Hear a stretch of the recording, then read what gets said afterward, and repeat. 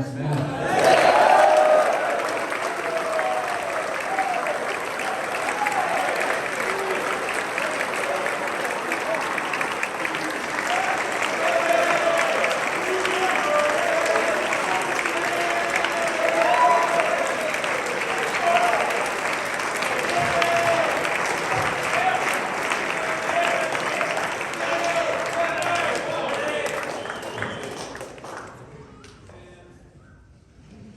People define hopelessness in many different ways.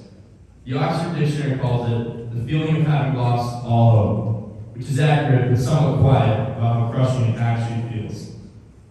Urban Dictionary describes it as the moment when you realize that everything in the world is wrong and there's absolutely nothing you can do about it, which captures the intensity of the feeling. Hope, on the other hand, is defined simply as the feeling that what you want can happen. Together, these two ideas form a spectrum that everyone experiences, constantly shifting between two extremes. In my life as an 18-year-old, I've been at both ends of this spectrum. I've experienced the exhilaration of hope and possibility, but I've also felt the crushing weight of hopelessness. When nothing seemed in my control, my mom once told me that the key is not to stay permanently at one extreme, but to find balance, keeping yourself somewhere in the middle. She said where hope still exists and we can get out of bed every day. At the time, this sounded reasonable, but now I see things differently.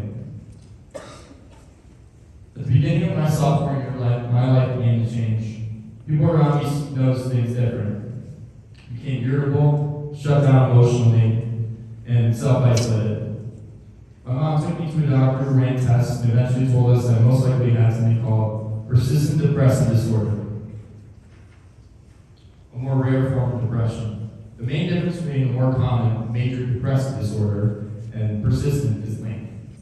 MDD is episodes, or depressive symptoms, over 2 weeks.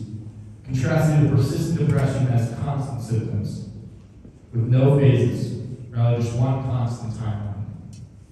He also explained that because of my family history, I had a much higher chance of developing it. Actually, a 6 times higher chance. So, thanks, Mom. Honestly, this is not surprising. I'd always known something in my brain felt different, but now my depression was manifesting in ways that I could not ignore. I was referred to a psychologist named Jim. Jim is an old St. Paul guy and has been an instrumental part of helping me understand the complexities of the mind that push forward through some of the most challenging times in my life. Jim is a way of being straightforward and blunt, but very supportive. And he has shown me that life is not meant to be lived consciously. So Jim, I know you couldn't make it, but thank you, and I appreciate all you've done for me. Many people tell you to aim for balance, safety, and comfort. I do not buy any of that. Staying in the middle might protect you from getting hurt, but it also protects you from feeling alive. If you want the best parts of life, the moments that actually matter, you have to climb. Climbing comes with falling.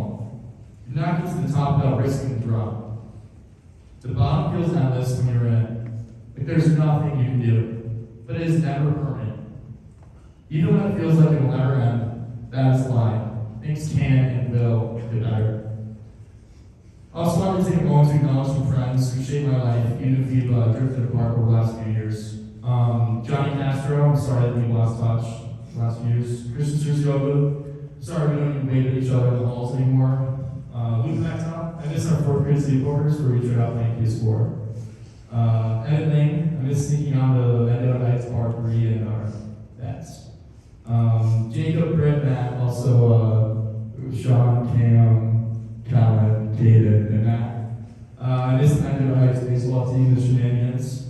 Nate, Brody, I miss the bike rides in the summer in middle school. I also want to acknowledge some adults in the building who have influenced me.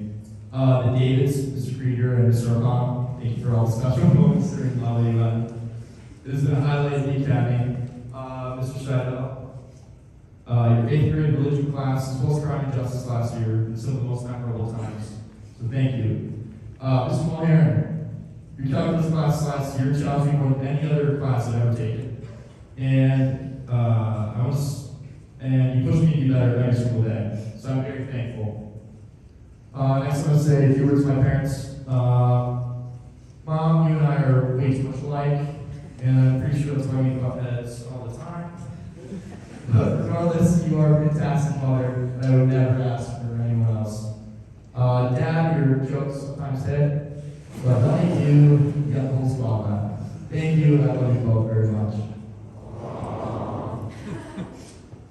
I've been at St. Thomas since 6th grade. This is my 7th year, and over the years I've noticed a distinct school culture. Majority of students are white, upper class, and focused on sports, traditional male values, and conservative ideologies. While there is nothing inherently wrong with this, it is also very defining. In less than 4 years, most of us will leave.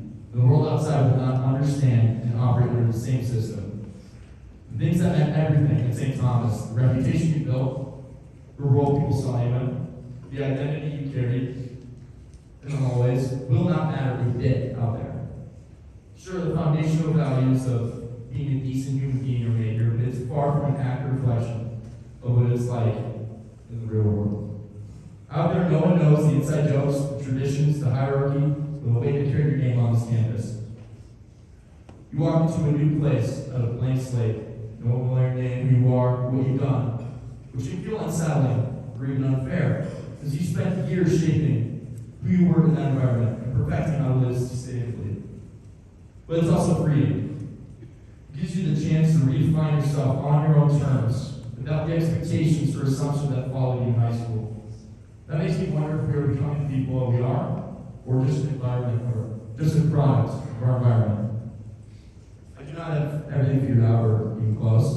I do not want a small life, and I do not want a safe life that avoids risk. I want a life that feels real, that matters, and that challenges me. I'm choosing to climb even if it hurts, and even if I fall. I'm choosing to experience life fully, to push myself to the top. No, I am to recover from the bottom. Thank you. God bless. Go Frogs.